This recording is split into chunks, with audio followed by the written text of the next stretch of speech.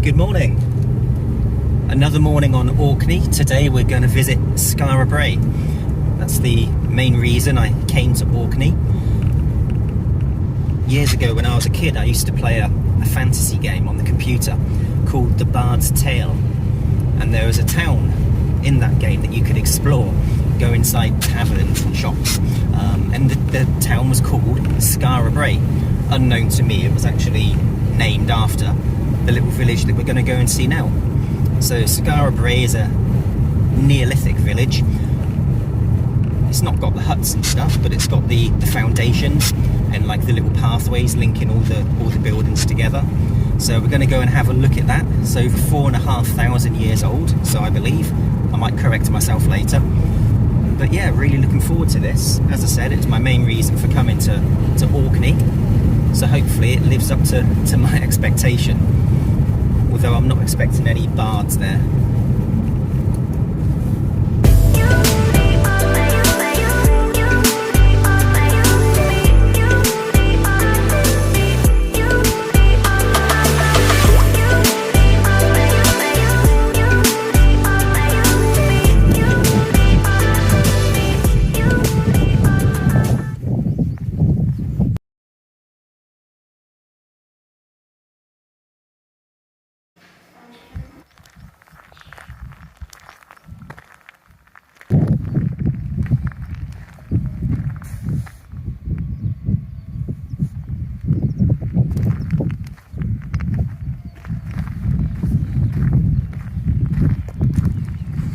It's quite nice along the path to Skara Brae.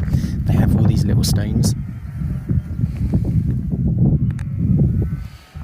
It takes you back in time, telling you the different things that happened, going backwards, all the way back to 5,000 years ago, when Skara Brae was here.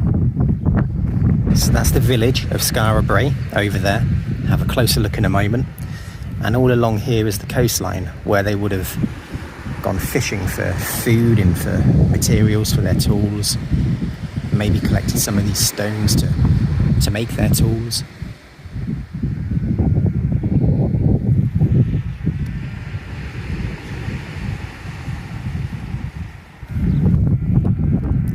As always, it's very windy, which I don't mind actually, although it affects the sound quality. It means all the little midges, those annoying little mosquito fly annoying things, means that they're not around because they don't like the wind.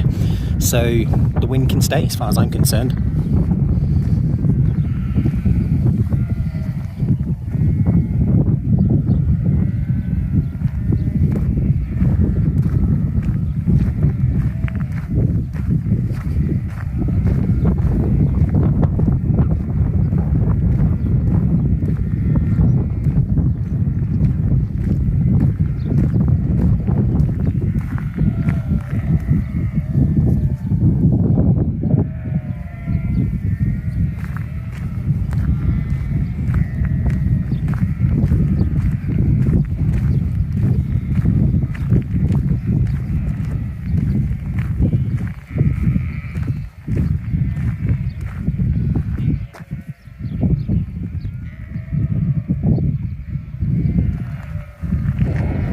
Still discussion as to what kind of settlement Skara Brae was. Was it a village of farmers?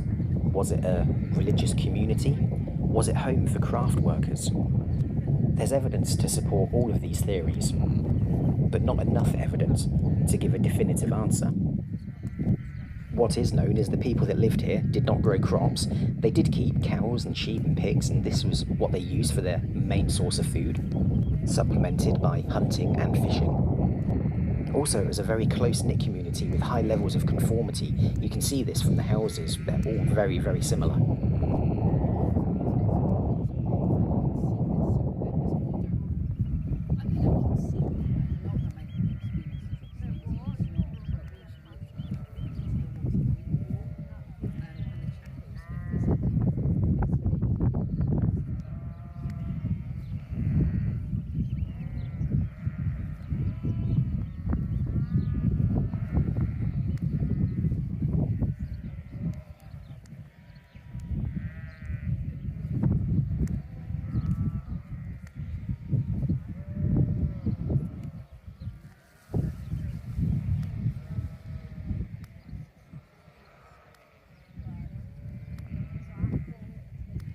building you can see now wasn't actually a home within Skara Brae. It's known as the workshop, as evidence was found there to show that it was used to make tools and crafts.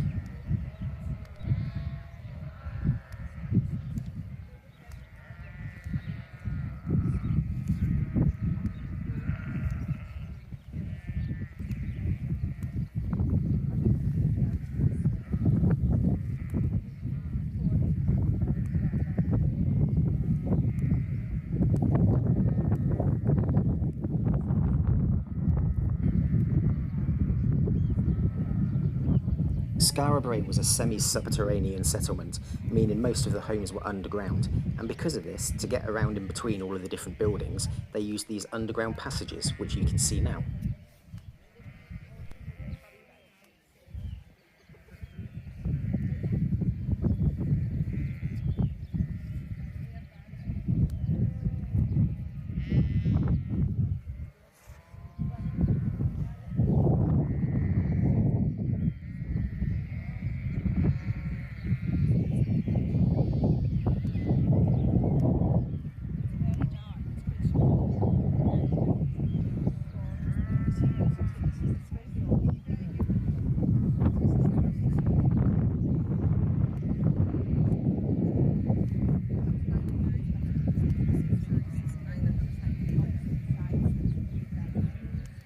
Skara Brae was rediscovered in 1850 when a massive storm blew away some of the sand that was covering a couple of the homes. The local landowner, William Watt, explored the two exposed houses and he collected many of the objects that he found there. It wasn't until nearly 75 years later, in 1924, that the site was placed into the guardianship of His Majesty's Commissioners of Works, and this was the first step towards making Skara Brae the World Heritage Site it is today and putting some form of protection over it. Shortly after this, in 1924, another massive storm hit the site of Skara Brae. A lot of damage was done to one of the houses, so to stop this happening again, a seawall was built, and that was completed in 1926. In 1999, Skara Brae, along with 3 other Neolithic sites in Orkney, was given the group name of the Heart of Neolithic Orkney. Under this group name, the 4 sites were given UNESCO World Heritage status.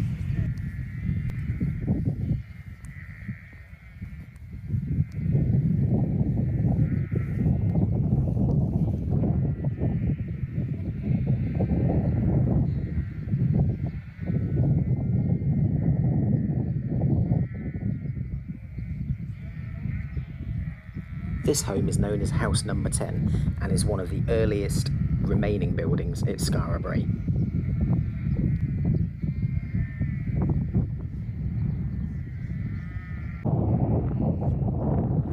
This is House Number 9 and was built around the same time as House Number 10.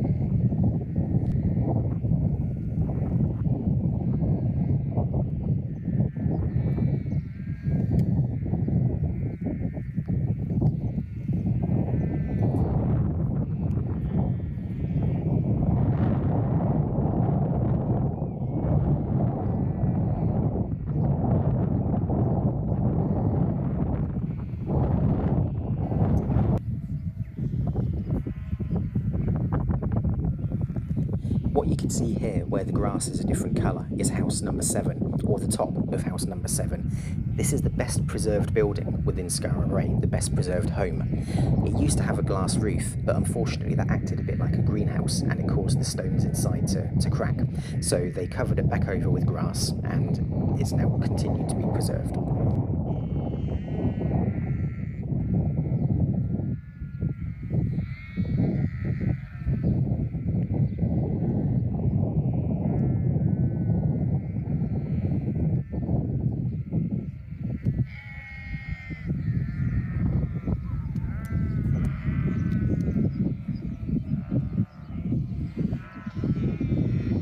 Not sure why they're being so noisy.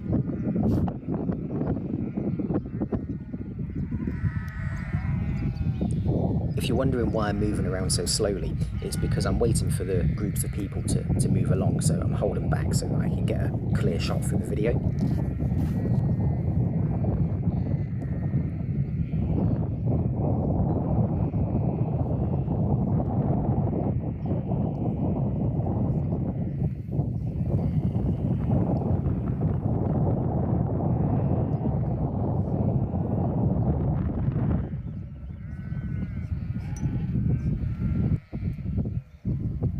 We're back now at Structure 8, which was known as the workshop. So they believe it's a workshop, or think it's a workshop, because it has no beds, there's no dressers and no boxes, so there's none of the furniture that gives it any evidence as being a home. When it was excavated, they found hundreds of fragments of chert, which is a local rock which was used to make tools. Chert was used as a replacement for flint because there was not a lot of flint within this area. And although chert wasn't as good as flint, it's the only substitute they had really. They could actually heat the chert up, and once it had been heated and cooled down again, it was actually much easier to shape and to use to make tools.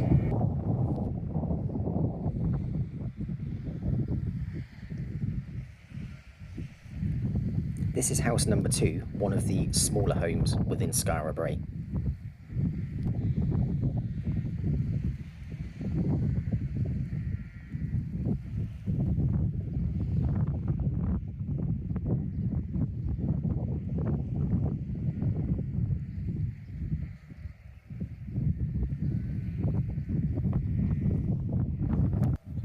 So now we're looking at house number 1, one of the largest houses within Skara Brae. In here you can really get an idea of what the home would have looked like. You can see that there's the dresser on the far wall with all its different compartments and shelves. This is where they would have kept all of their personal possessions and their ornaments. To the left and the right you can see the beds. Have to use your imagination a bit, but they would have been filled with bracken to make them soft and then covered in furs to keep them warm. In the centre here you can see the fireplace, which would have been kept burning all day long because it was an enclosed home, so that would have been for both warmth and for light. With the beds, on the corners there would have been upright columns, and then they would have had the animal furs draping across from the wall down across. It would have been a bit like a 4-post bed.